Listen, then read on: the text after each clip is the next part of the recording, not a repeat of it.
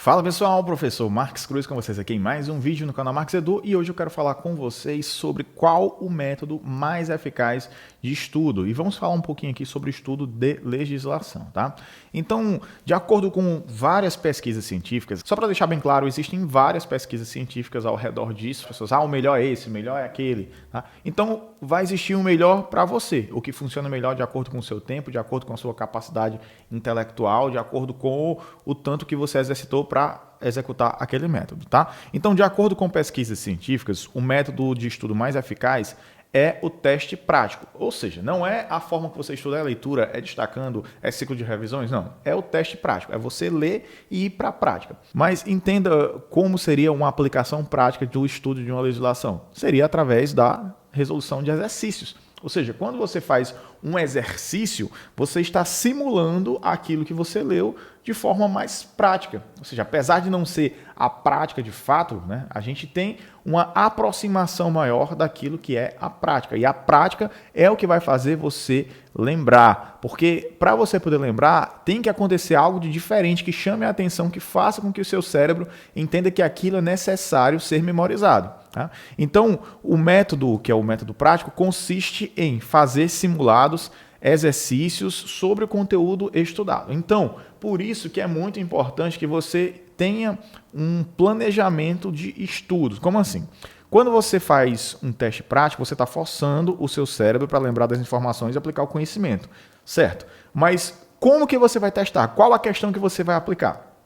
Por isso que eu estou falando que é importante que você faça antes um planejamento. Esse planejamento é separar questões, separar provas anteriores, buscar por algum banco de questões que seja interessante, que você possa filtrar de forma mais prática. Então, o que eu gosto de fazer é um método da repetição espaçada, ou seja, eu estudo uma parte da lei ou de algum conteúdo, determinado conteúdo que eu precise, e depois eu avanço, volto para aquele início de forma mais rápida, vou para o terceiro conteúdo, volto para esses dois de forma bem superficial e aplico em questões. Então, esse método da repetição espaçada consiste em revisitar o conteúdo que você já estudou em intervalos regulares, porque isso vai ajudar a nossa memória a ser consolidada, ou seja, quando você vai e volta, você vai cada vez mais fortalecer a sua memória e evitar o esquecimento, que é o grande problema. Porque muitas vezes a gente lê determinado conteúdo, entendeu tudo, você resolveu ali na hora, show de bola, vai acertar tudo.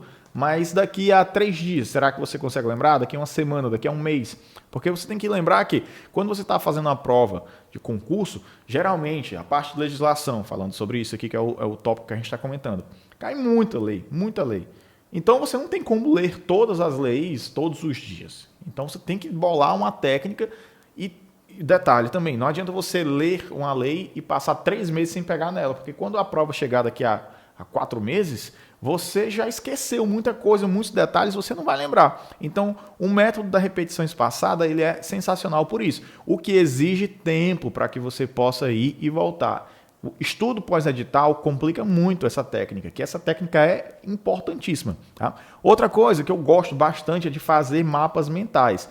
Eu uso vários programas no computador para fazer isso, eu não gosto de fazer manualmente, não sou muito bom em desenhos, mas no computador tem vários programas aí que você pode usar gratuitamente, eu posso até gravar um vídeo depois sobre isso. Tá? E esses mapas mentais, eles ajudam muito porque de uma forma muito visual, você consegue conectar pontos distantes dentro de uma lei. Um artigo que está lá na frente, com o que está lá atrás, você consegue fazer esse arranjo e traduzir para o seu cérebro de uma forma, de uma coisa complexa para uma coisa mais simples, porque você está conseguindo fazer ali conexões, tá? Então é para lembrar ponto-chave, não é para você, vou botar tudo aqui no meu mapa mental, então aí não vai funcionar, leia de novo, tá? Uma coisa que eu gosto de fazer também é destacar e fazer algumas pequenas anotações, porque quando eu revisito, eu gosto muito do texto impresso, tá? Obviamente que não dá para fazer sempre, às vezes eu tenho que ir para um tablet, ler o PDF no computador e destacando, porque senão não dá para a gente ficar imprimindo tudo isso. Meu cartucho aqui toda hora acaba, eu preciso até de uma impressora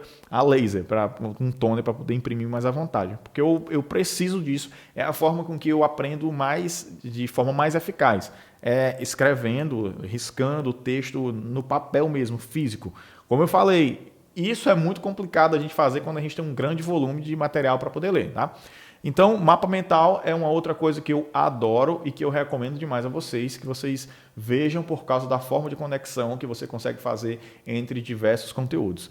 E, terceiro lugar, a aprendizagem ativa, né? O que é isso? É um método que consiste em participar do processo de aprendizagem formativa. Como assim?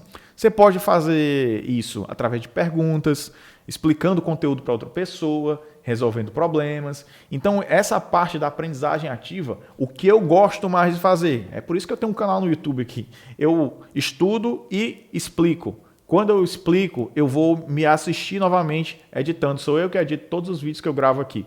Então eu leio bastante, resolvo muitas questões, gravo o vídeo, às vezes dá um problema no áudio, eu gravo 2, 3 vezes, e aí eu vou, volto, e depois, quando eu vou editar, eu vejo tudo novamente e analiso cada palavra. Então eu estou fazendo o que? Eu estou reforçando na minha mente que aquilo é importante, porque eu estou vendo muito. Lógico, aqui demanda muito tempo para que você possa reforçar isso, né, para você ter essa aprendizagem ativa, mas é uma forma altamente eficaz. Outra coisa é, como eu já falei, se você tiver uma possibilidade de fazer um estudo em grupo, então você poderia explicar aquele conteúdo para outra pessoa, ou em dupla pelo menos, né? Você teria a capacidade de explicar isso para outra pessoa. Outra coisa que eu fazia até na época da faculdade, né?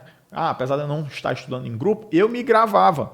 Eu pegava ali um conteúdo que muitas vezes eu não entendia nada e me explicava como se eu já soubesse. E aí depois eu me assistia lendo aqui e eu conseguia aprender de forma mais interessante. Então hoje em dia é muito fácil, a gente tem um celular, você pode gravar só o áudio, deixa gravando ali como se você soubesse e depois você vai acompanhando o texto, tenta fazer alguma anotação. Para mim funciona também. Lógico, para outras pessoas pode não funcionar, mas eu deixo aí como dica porque para mim funciona, tá? Então é importante ressaltar, como eu falei, que não existe um método que seja perfeito para todo mundo, tá? Não vai existir esse método. Por quê? Porque cada pessoa tem uma peculiaridade, uma particularidade. Então, o melhor método é aquele que funciona melhor para você. Então, se esse método funciona melhor para você, ele é o melhor para você. Então, não há o melhor do mundo, há o melhor para você, tá? Então, experimente diversos métodos, diferentes métodos. Tente repetição espaçada, tente o mapa mental, tente o Anki, né? O Anki lá para um aplicativozinho que você faz os flashcards. Eu não falei aqui no vídeo sobre flashcard, mas é uma boa também, porque o flashcard ele fica dentro aqui do aprendizagem ativa, tá? Então é uma boa também, dá uma pesquisadazinha por flashcards, estudo para concurso com flashcards. E aí, com certeza, se você tiver o tempo para estudar, que isso é o principal, tá? Senão, você tem que organizar o pouquinho de tempo que você tem para poder otimizar, né? Para que você possa alcançar o melhor desempenho possível. Então, algumas dicas de estudo e teste prático que eu vou deixar aqui para vocês. Primeiramente, escolha os exercícios que sejam mais relevantes, tá, para o conteúdo. E tem uma coisa que eu acho muito interessante. Tem um cara que eu conheço que ele fez a faculdade, ele cursava engenharia química. E ele, quando entrou no primeiro semestre, ele falou, eu vou ser engenheiro de determinada empresa. Ele já sabia o que ele queria, que era um concurso altamente concorrido, concorrência nacional, dificílimo. E ele, desde o início do curso, ele disse, eu estou fazendo esse curso aqui porque eu vou ser engenheiro de tal empresa.